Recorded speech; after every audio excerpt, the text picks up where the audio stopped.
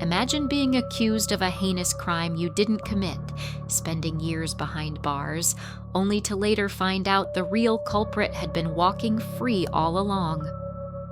This is the chilling tale of justice delayed, a story of two innocent young girls, a grieving family, and a wrongly accused man. How did a peaceful suburban park turn into the scene of a nightmare? And why did it take so long to uncover the truth?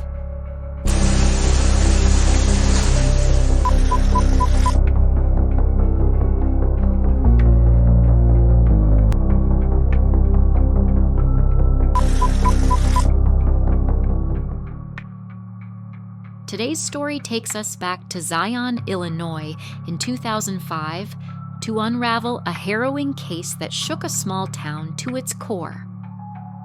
It was a warm spring day on May 8th, 2005.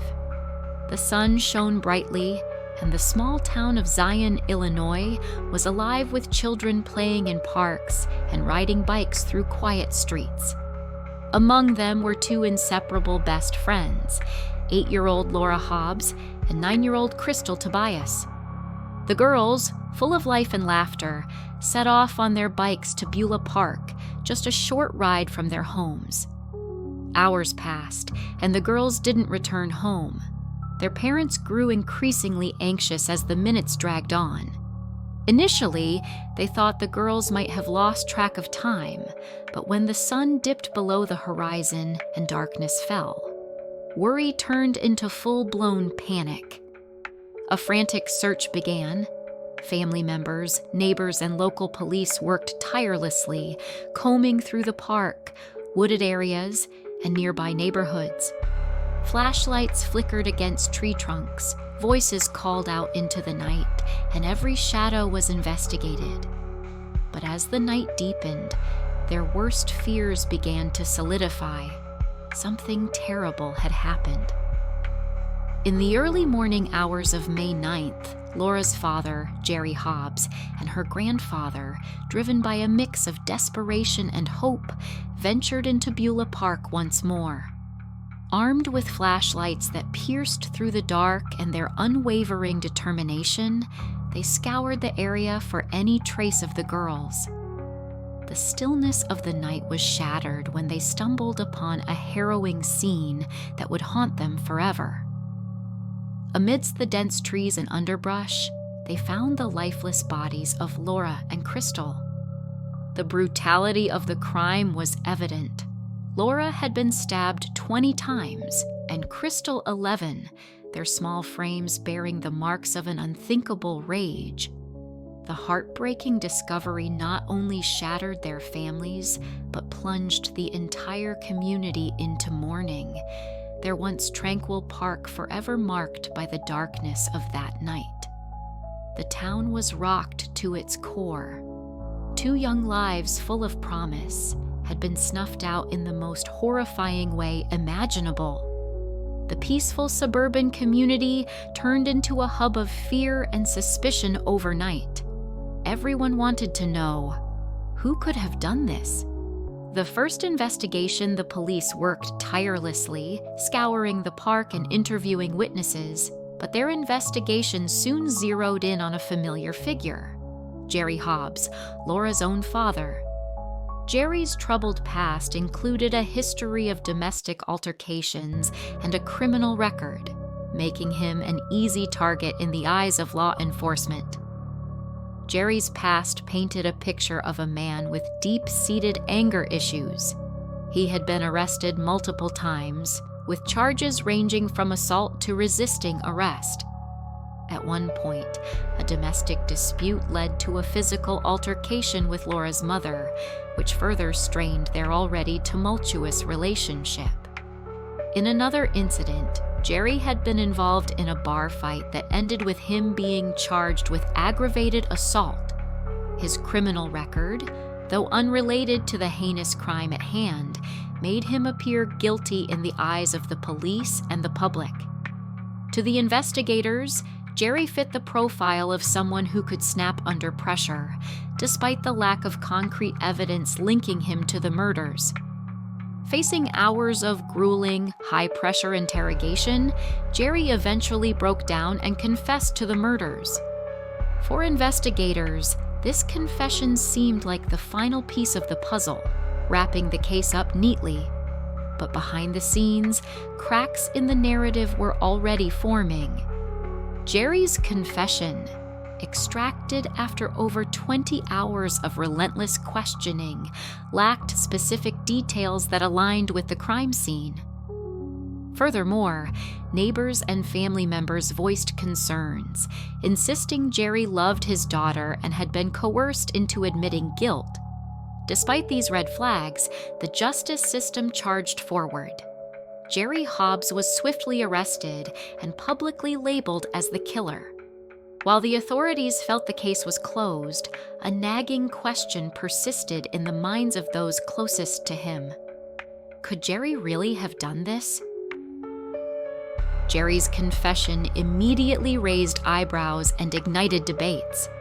Friends, family, and even acquaintances who knew him were quick to rally behind his innocence, vehemently arguing that he had been coerced into confessing after an excruciating 20-hour-long interrogation. Jerry's demeanor during his confession further fueled suspicions. He appeared confused, broken, and overwhelmed rather than guilty or calculating. Despite these glaring issues, the justice system turned a deaf ear. Jerry was promptly arrested, charged with the heart-wrenching murders of his own daughter and her best friend, and thrown into a prison cell.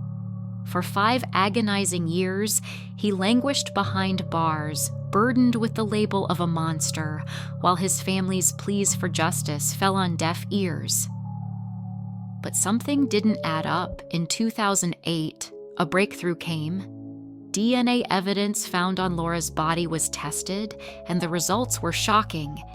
The DNA did not match Jerry Hobbs. Suddenly, the case that seemed airtight was thrown into chaos. If Jerry wasn't the killer, then who was? Could the real culprit still be out there? This revelation sparked a renewed investigation. The focus shifted from Jerry to other potential suspects. Years had passed, and the trail had grown cold, but detectives refused to give up. The question now loomed: who is the killer? After all this, who is the killer in your opinion? Comment below. Before we reveal the answer, make sure to subscribe to our channel for more gripping stories like this. Your support helps us bring these tales of justice to light. In 2009, hundreds of miles away in Arlington, Virginia, a chilling turn of events brought police attention to a man named Jorge Torres. Torres, a former U.S. Marine with a seemingly disciplined exterior, had been harboring a dark and violent nature. His name came up during investigations into a series of brutal crimes, including the murder of a Navy sailor, Amanda Snell. Torres had skillfully masked his predatory tendencies, allowing him to evade suspicion for years, but his trail of violence finally led to his capture. When authorities arrested him and connected him to Amanda's murder, it marked the beginning of the unmasking of a deeply sinister individual whose crimes went far beyond what anyone could have imagined. When authorities ran Jorge Torres' DNA through a national database, the results sent shockwaves through the investigative team. The DNA matched the evidence found on Laura Hobbs' body, confirming their worst fears. This revelation uncovered a dark truth. Jorge Torres, who was merely 16 years old at the time of the Zion murders, had committed the horrific killings of Laura and Crystal. What made this even more chilling was that Torres didn't stop there. His life spiraled further into violence as he went on to commit additional heinous crimes, leaving a trail of devastation in his wake. Background of the involved: Jorge Torres, outwardly a disciplined former U.S. Marine, had a hidden past steeped in violence and disturbing behavior. Even as a teenager, his violent tendencies hinted at a dark path that went unnoticed by those around him. At the time of the Zion murders, Torres lived near Beulah Park and had interacted with Laura and Crystal on several occasions, making his eventual connection to the case both shocking and heartbreaking. On the other hand, Laura's father, Jerry Hobbs, carried the weight of a troubled past. Known for a history of domestic disputes, he became an easy target for investigators.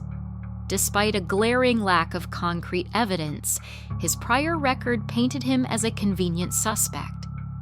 The tragic irony is that while Jerry grieved for his daughter, he was simultaneously vilified and wrongfully accused, a misstep that delayed justice for years. Justice, finally. In 2015, Jorge Torres was convicted and sentenced to death for his crimes. Meanwhile, Jerry Hobbs was exonerated and released from prison after spending 5 years locked away for a crime he didn't commit. Jerry's release, however, was bittersweet. Though he was free, the years lost in confinement and the stigma of being branded a killer left deep emotional scars.